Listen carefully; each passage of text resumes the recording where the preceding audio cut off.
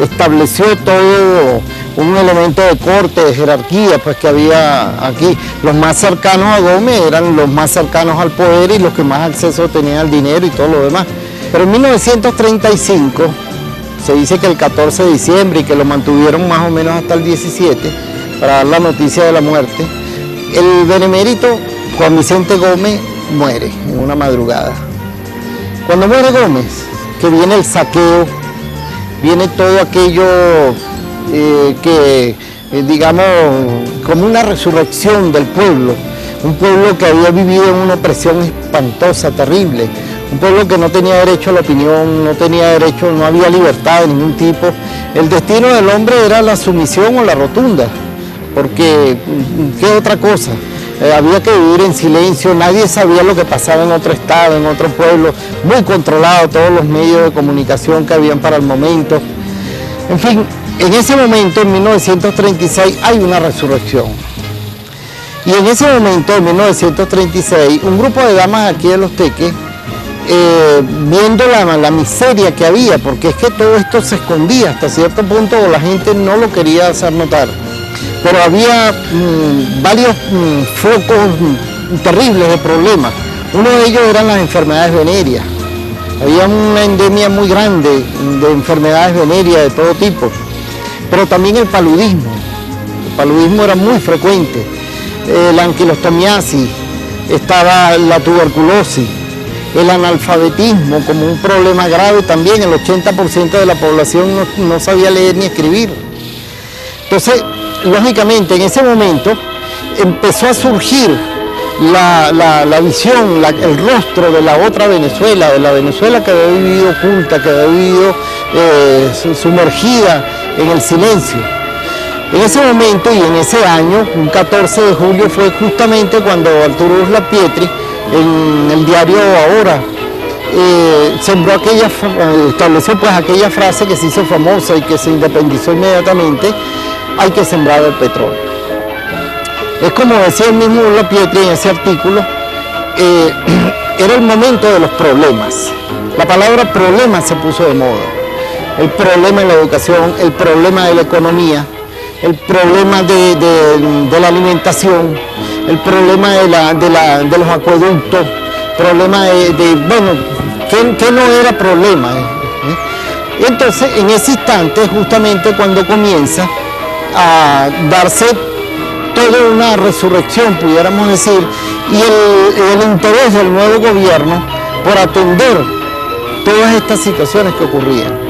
De modo que no nos debe sorprender que estas damas, Consuelo de Marturet, Filomena de Coronil, ellas y muchas otras que participaron en esto, Mercedes de Pérez, que era la esposa de Luis Esteban Pérez, que estaba relacionado con el telégrafo, el teléfono de aquí esta zona. Estas personas, entonces digo, hayan recibido esa ayuda. Ellas de casa en casa iban solicitando ayuda de las personas que tenían recursos y lograron una cantidad que a nosotros nos parece irrisoria, pero que para aquel momento tenía fuerza.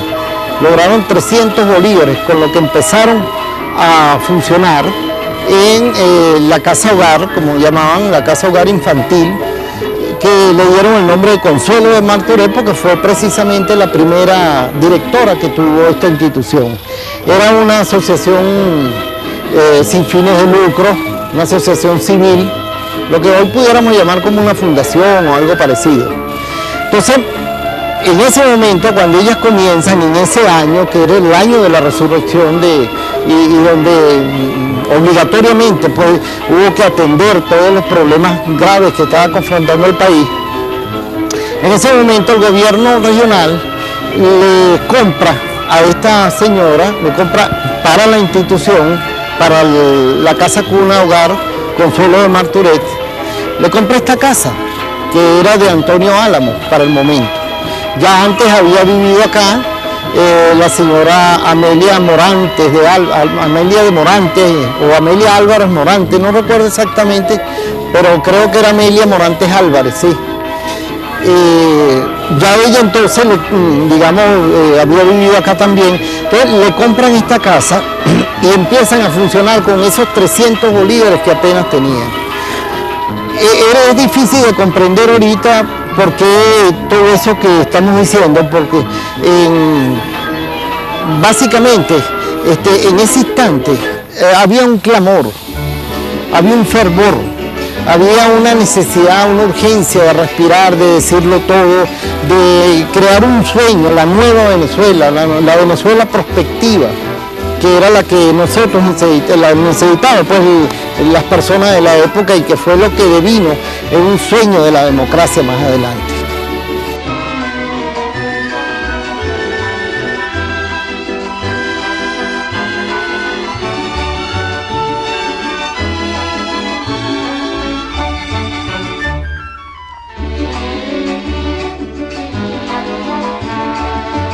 Recordemos que los niños que estaban aquí eran los hijos de mujeres que no tenían, eran casi hijos de Dios, pues pobres de solemnidad, como también lo llaman, personas sin ningún recurso, hijas de mujeres que la mayor parte de las veces eran abandonadas por hombres, engañadas por hombres, pero ellas mismas no tenían ningún oficio ni nada, y muchas veces trabajaban en las casas limpiando, sirvientas que llamaban, o se dedicaban a otros oficios, pues que más o menos deducimos. Pero estos niños van a recibir una educación clásica, una educación esmerada. Ellos van a aprender a comer, a utilizar los cubiertos, a comer de un modo sistemático, a la hora. Iban a todas las reglas pues, que se establecían para el momento. Pero aparte de eso iban a aprender algo de música. También iban a aprender incluso danza, las niñas. Eso es muy curioso porque quien les va a dar danza es precisamente un familiar, una heredera de Vinicio Adames, que no es cualquier cosa, una pianista que estuvo aquí y ella también era de cierto relieve, conocida por todo como una artista, pues. Pero aparte de todo lo que implica eso, iban a también los niños a aprender oficios, los varones, iban a aprender ciertos oficios. Y esto tiene mucha importancia, mucho de singular, porque recuerden que estamos hablando de un país que se empieza a incorporar en ese momento al siglo XX.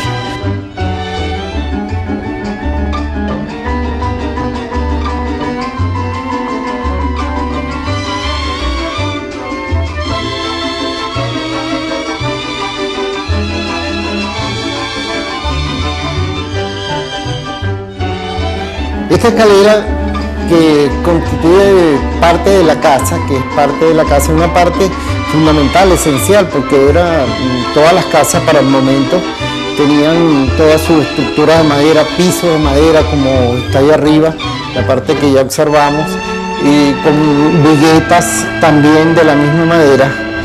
Tienen la particularidad, repito, que utilizaron maderas muy fuertes, muy duras, maderas como puy, acapro, guayacán, que tienen la condición de cristalizarse con los años. Al contrario de otras maderas que tienden a podrirse o que le cae polilla, estas son maderas impermeables, maderas también que resisten toda la fuerza, el juego de las polillas. Y con estas maderas que se hacían las puertas de esas iglesias que son tan pesadas y los puentes, porque ellas, aunque lleven agua y todo lo demás, con los años más bien tienden a solidificarse. Vean ustedes, por ejemplo, cómo no solamente el piso, sino todo el ajuste entre uno y otro, el ajuste entre escalón y escalón, estaban dadas por unas piezas de hierro que les